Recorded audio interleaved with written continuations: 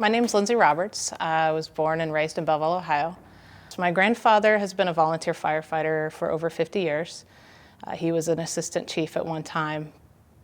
My father has served 40 years. He's the chief currently. My uncle is a captain. My cousin's the assistant chief, and I just became the first female officer on our volunteer fire department. I watched the towers get hit. It really changed me that day. I felt like I needed to do something, so I continued at the University of Akron. I graduated with an associate's in fire protection technology, and I had all intentions of being on a professional fire department. A lot of the cities weren't hiring. There was a recession, and I decided that it was time to join the military, and I joined the Air National Guard in Mansfield, the 179th Airlift Wing. When I started high school, I realized that I was different, but I wasn't quite sure what it was. I thought it was a phase. I thought everybody felt that way. Everybody had crushes. Coming from a small town, nobody talks about it. And as I was growing up, I noticed that nobody else felt that way, and I never said anything to anyone. And then that's when I fell in love with my best friend, but was afraid to say anything to her. We were going to different colleges, and we knew that we would no longer be together as friends. And then that's when she kissed me one day. She says I kissed her. We argue about it, who kissed who. Our parents' reactions to us coming out and being together initially right after high school was not very good. We were forced to come out. Her family found an email from me, so we weren't ready when we did have to come out. We came out when we were 18. In 2002, we moved into a house together with a third roommate. And at that time, many people in our community didn't know. And we both agreed that the military was something I wanted to do, and she supported me. So I joined the military. When I joined the military, it was don't ask, don't tell. And it was very difficult because here I was in this committed relationship, and people in my unit would ask me, are you dating? Are you married? Do you have kids? And I couldn't, I had to lie. A lot of the airmen coming in were 18 years old, and I was 22. And it was difficult because they were in different stages of their life than I was. I was in charge of all these kids, and I was terrified that they would find out that I was gay and that I would be kicked out of the military and I would have a dishonorable discharge. I was really surprised when I got to Kyrgyzstan. I would say 95% of the time I was posted alone in a Hummer with a person of the opposite sex. And for 12 hours in the dark, driving around this base. And it was very stressful. I did not know these people. I was never posted with anybody from my unit.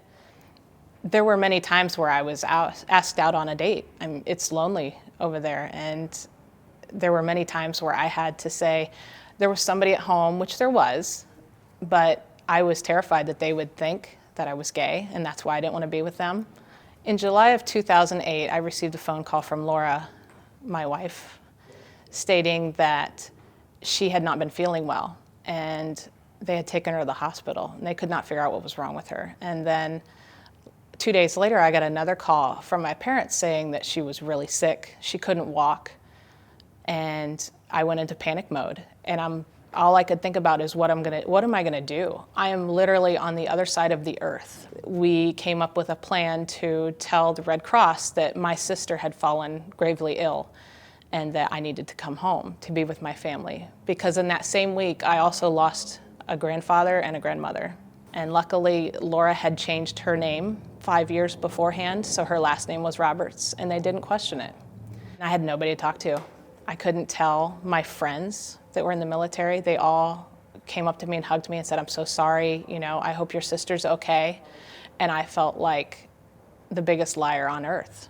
I couldn't tell them that it wasn't my sister. It was somebody I had been with for 10 years. It didn't matter. I didn't care if I had a dishonorable discharge. I was going home one way or another. If I had to pay for myself, I was going home. When my plane finally landed at Cleveland, a guy from my base came up and got my weapon. My parents were there to greet me. I grabbed as many clothes as I could, shoved them in a bag, and they drove me to Columbus to Riverside. And that's where I spent the next 2.5 months with her. I was there when she received her first chemo. I was there when she started physical therapy and started to learn how to walk again. We were just discharged this week from her oncologist. We no longer have to see the oncologist. She walks. She takes care of our children. She works 2 days a week to keep her sanity. And we make it work. 2015 is when the marriage equality passed. And we were engaged down here in the short north that night. So we didn't want to wait another day or another hour because that was finally the day that we could be married. What keeps us going is family. My parents are amazing. My sister and her husband, they have helped us the entire way. Aunts, uncles, great aunts and uncles, cousins, I don't know. We wouldn't have made it without all of them.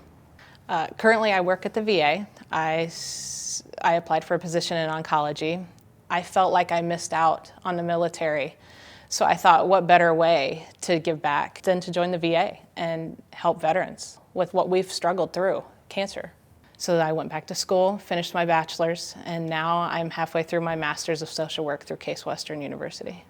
We have this secret group called Belleville Pride, and it's about 20 or 30 lesbians that are kind of on the down low in Belleville and surrounding communities. It is nice to get together with people, like-minded people, and a lot of them are social workers, so we get along. And it's great. It's great to feel like it's a whole nother family.